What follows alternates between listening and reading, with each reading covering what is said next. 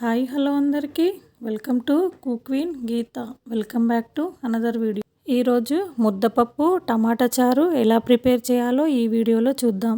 ముద్దపప్పు ఆవకాయ నెయ్యి కాంబినేషన్ ఎంత కమ్మగా ఉంటుందో దానికి మించి టేస్టీగా ఉంటుంది. నేను చెప్పడం కాదు, కానీ మీరు కూడా ఆ టేస్ట్ని ఎంజాయ్ చేయాలంటే నేను చూపించిన విధంగా ట్రై చేయాల్సిందే. మరి ముందుగా పప్పును కడిగి తగినన్ని నీళ్ళను పోసి పసుపు నూనె వేసి కలిపి ఉడికించి ఉప్పు వేసి కలిపి పక్కన పెట్టుకోవాలి.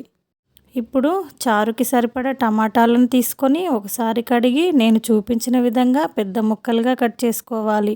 ఇలా కట్ చేసిన తర్వాత కొన్ని పచ్చిమిర్చి, పసుపు, జీలకర్ర మెంతుల పొడి, పచ్చిధనియాల పొడి, నూనె, మీ పులుపుకి సరిపడ చింతపండుని వేసి నీళ్ళను పోసి ఒకసారి కలిపి మూత పెట్టి ఉడికించుకోవాలి. మధ్య మధ్యలో మూత తీసి అడగంటకుండా కలుపుతూ ఉడికించుకోవాలి. ఇలా సగం ఉడికిన తర్వాత గల్లుప్పు వేసుకొని మూత పెట్టుకోవాలి. ఇలా చేయడం వలన టమాటా తొందరగా మగ్గుతుంది. మరియు మనం పచ్చిమిర్చి వేసి చేస్తున్నాం కాబట్టి రసం తీసేటప్పుడు చేతులు మండకుండా ఉంటుంది. ఈ ఉడికించిన టమాటాలను మీరు మిక్సీ పట్టి కూడా వేసుకోవచ్చు, కానీ ఇంత టేస్టీగా ఉండదు. నేను చూపించిన విధంగా ఉడికిన తర్వాత దింపి పక్కన పెట్టి కొన్ని వాటర్ పోసి చల్లారనివ్వాలి. ఇది చల్లారేలోగా ఇప్పుడు గ్యాస్ ఆన్ చేసి వేరొక గిన్నెను పెట్టి ఆయిల్ వేసి వేడైన తర్వాత మనం ముందుగానే కట్ చేసి పెట్టుకున్న పచ్చిమిర్చి, ఆనియన్స్, కొత్తిమీర, కరివేపాకును వేసి కలుపుతూ ఫ్రై చేసుకోవాలి. ఇవి ఫ్రై అయ్యేలోపు మనం ముందుగానే ఉడికించి పక్కన పెట్టుకున్న టమాటాలను ఇలా చేతితో నలిపి రసం తీసి పక్కన పెట్టుకోవాలి. ఆనియన్స్ ఇలా కలర్ మారిన తర్వాత జీలకర్ర మెంతుల పొడి, పచ్చిధనియాల పొడి, అల్లం వెల్లుల్లి పేస్ట్, పసుపును వేసి ఒకసారి కలుపుకోవాలి. రుచికి తగినంత కారం, ఉప్పును వేసుకొని ఒకసారి కలిపి టమాటా రసంని వేసుకొని మీ పులుపుకి సరిపడ నీళ్ళను పోసుకొని మూత పెట్టి మసలనివ్వాలి.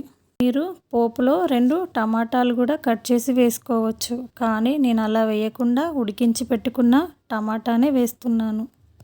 ఇలా చారు మసిలిన తర్వాత గ్యాస్ ఆఫ్ చేసి పక్కన పెట్టుకోవాలి.